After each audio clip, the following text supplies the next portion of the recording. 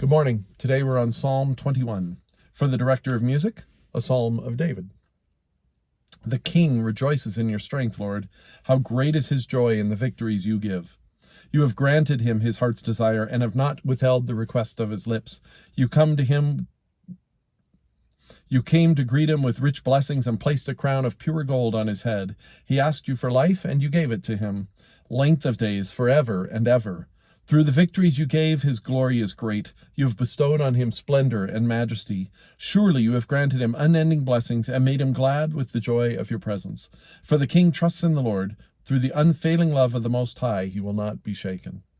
Your hand will lay hold on all your enemies. Your right hand will seize your foes. When you appear for battle, you will burn them up as in a blazing furnace. The Lord will swallow them up in his wrath, and his fire will consume them. You will destroy their descendants from the earth, their posterity from mankind. Though they plot evil against you and devise wicked schemes, they cannot succeed. You will make them turn their backs when you aim at them with drawn bow. Be exalted in your strength, Lord. We will sing and praise your might. The context, again, we know it's written by David. It's interesting. It almost feels like an answer to yesterday's prayer. Yesterday, they were praying that God would give them victory, and they were praying that, I think, for the king. And now they're saying the king has done that. You have granted him his heart's desire. It's a prayer to God saying, you've given the king exactly what he wants. Thank you. And then it turns and addresses the king. So almost the opposite of yesterday, where it prayed for the king, and then the king addressed the congregation. Today, they pray to God, and then they address the king. And so they're saying to the king, all this is going to happen because God is going to provide it. And then it comes at the very end to saying, be exalted in your strength, Lord, not the king, but God.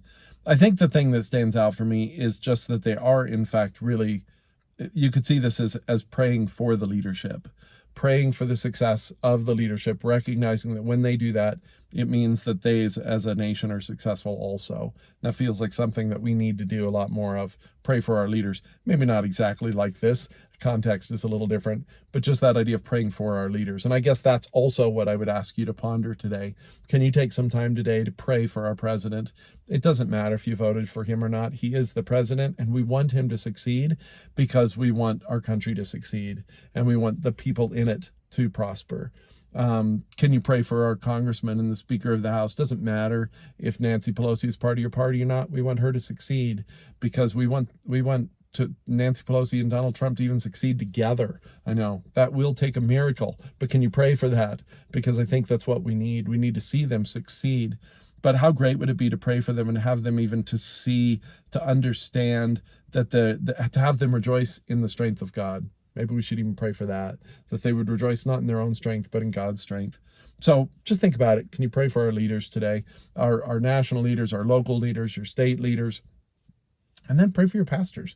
Very different context here, but I think your pastors need your prayers, and your pastors are more likely to rejoice in the strength of the Lord. Pray that they do, and pray that they see victory also as they seek to serve you and bless you at this time.